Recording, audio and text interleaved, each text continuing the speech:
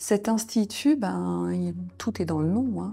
Il a pour objectif justement de partir du patient, d'aller au laboratoire de recherche et du laboratoire de recherche retourner au lit du patient justement pour répondre à des questions qui concernent le système immunitaire.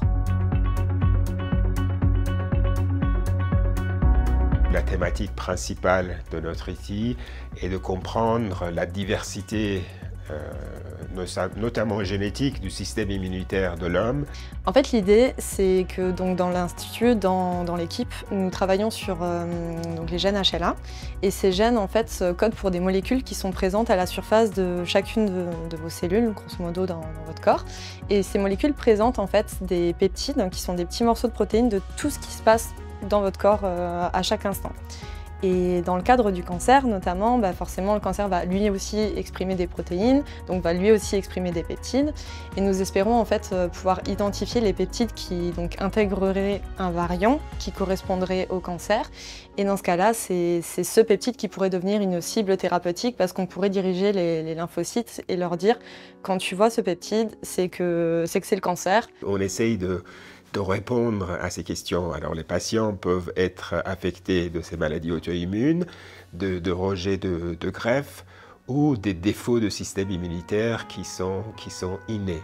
À partir de là, il y a une équipe pluridisciplinaire, interdisciplinaire, qui s'occupe des questions. Ça va de la médecine très moléculaire jusqu'à la psychologie humaine.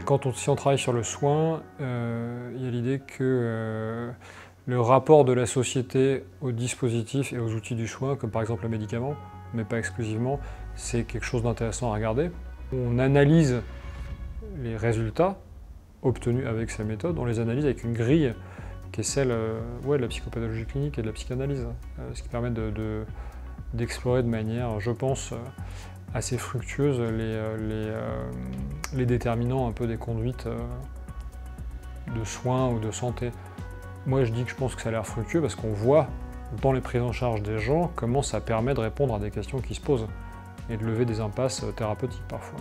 Alors à l'avenir, on espère que ça pourra justement être le moyen de traiter les cancers par soi-même et justement d'éviter tout ce qui est chimiothérapie, radiothérapie et évidemment les effets secondaires qui en découlent également. Moi, ce que je peux imaginer à l'avenir, c'est qu'un patient qui rentre dans un centre de soins adossé à un centre de recherche, qu'il ait son génome de séquencé à l'entrée de sa prise en charge, ainsi que d'autres paramètres le plus large possible pour qu'on ait d'emblée une vue intégrative de ce qui se passe chez le patient pour au mieux le diriger vers les traitements les mieux adaptés.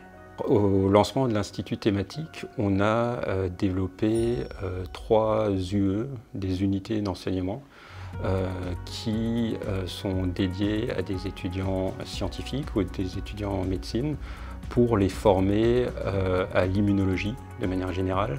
En fait, c'est des UE qui englobent l'ensemble des nouvelles techniques qui sont en émergence dans le domaine et pour lesquelles actuellement les étudiants ne sont pas formés. Alors, les méthodes d'enseignement sont composées d'une partie de cours, j'allais dire, assez classiques, mais on a essayé de maximiser la partie appliquée. Et pour ça, on a mis en place des TD. La plupart du temps, c'est sur ordinateur. On donne aux étudiants des jeux de données réels issus du laboratoire pour qu'ils puissent s'exercer à traiter ces jeux de données issus de ces technologies dites omiques.